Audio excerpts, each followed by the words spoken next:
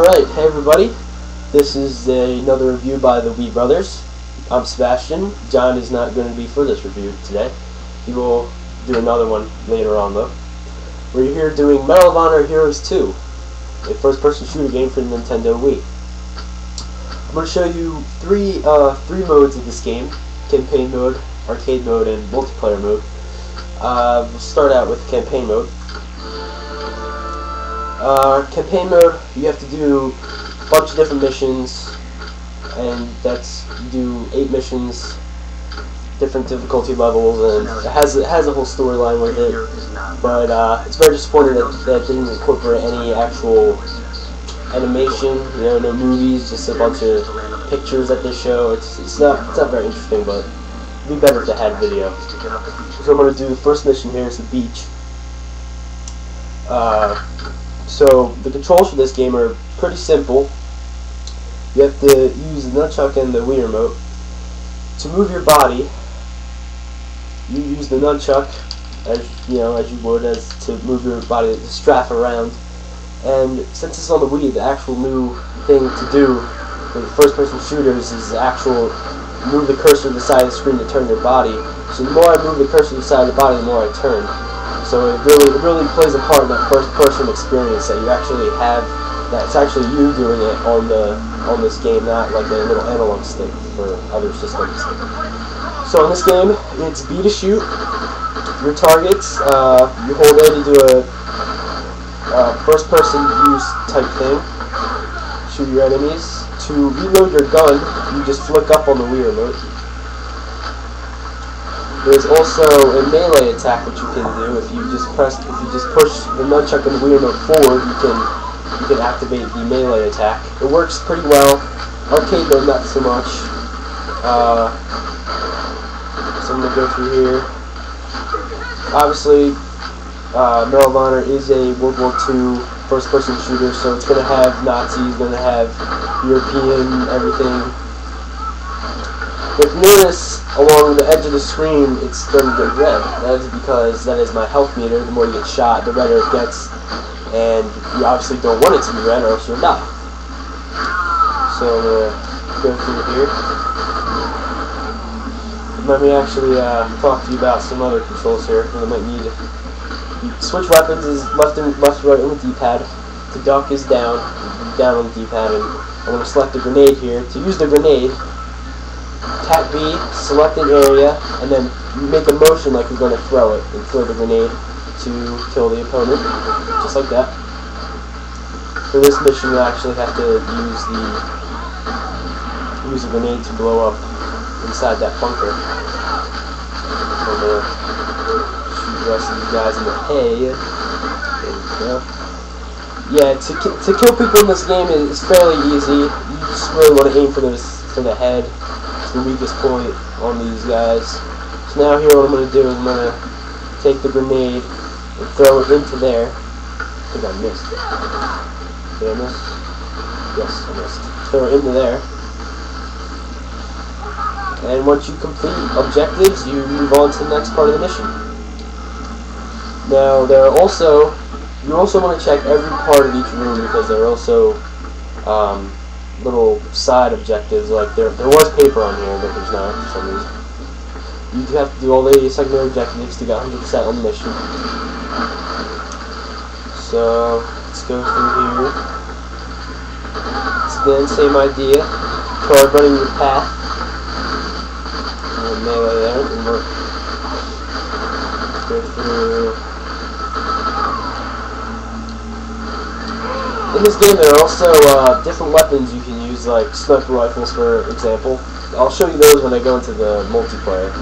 They use the Wii remote very well as to how they're used. That's really one of the main points of this game.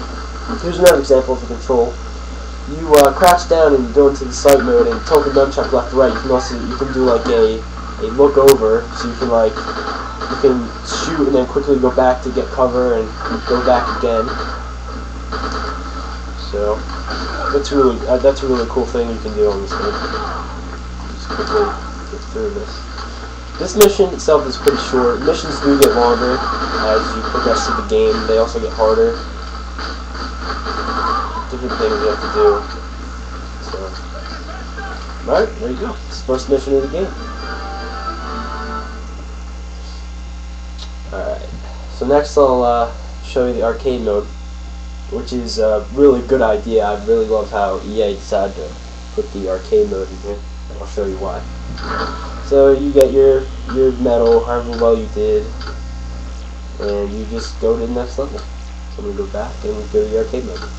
Now the arcade mode is exactly like the story mode, but in rail shooter form, meaning you don't move yourself, it moves for you, but you just have to point and shoot, just like in House of the Dead. That's all you do. Pick up different health packs, do all this, and then you can also use a Wii Zapper on this. This game is Wii Zapper compatible. You can use a Wii Zapper. There's a whole different set of controls for Wii Zapper, but I don't really have it. I don't have a Wii Zapper connector right now, so I'm just going to use the standard controls. Do the same mission again. Standard mode. Z is on the Wii Zapper. I believe it's Z to move, Z to zoom in. You flick up to reload, just like in Mega. But you don't move yourself. All you do is just point and shoot at any target. The exact same story mode. I would say that this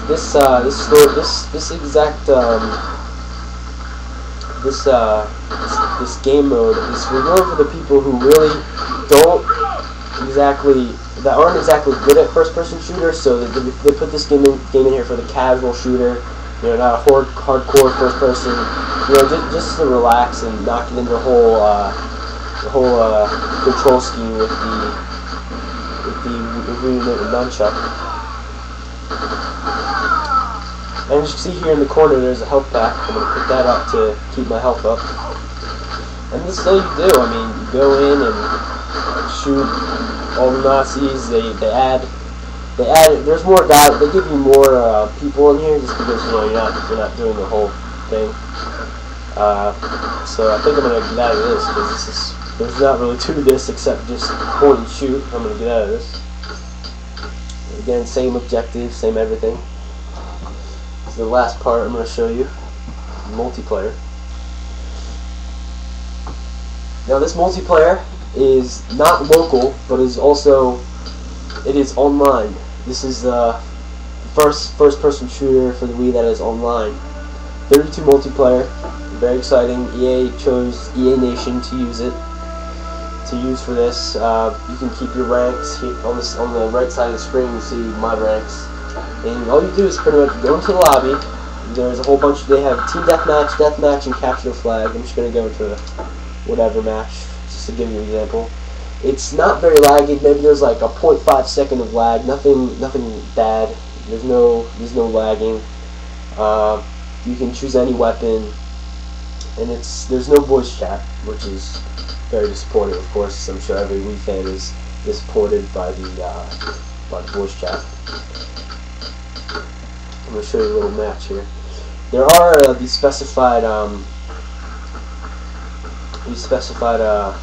things you can say, these corny little "need backup," "retreat," and that's pretty much all communication you have with people. So I'm gonna see if I can find somebody. Yep, this game runs at 60 frames per second. Sometimes on the online doesn't really, but other times. Okay, that's a good shot. The AI in this game is terrible. Well, at least for the online, it takes forever just to shoot somebody, which is a real downer. It's not like Call of Duty where you just, it's like, it's easy. I pretty much just shot these guys, and yeah, there you go. So you really have to play this a lot to get used to it. I would try, but this is, I sometimes am really hardcore with this. I'll play this for hours. So, okay, this was my review for Medal of Honor Heroes 2. My overall rating for this would probably be a 8.5, just because it has the online, it has that great first-person shooter, it lacks voice chat, AI isn't that great. EA could have did better with the AI, but anywhere else it's just 8.5 out of 10 points. So Thank you very much for watching this review of Medal of Honor Heroes 2. See you guys later.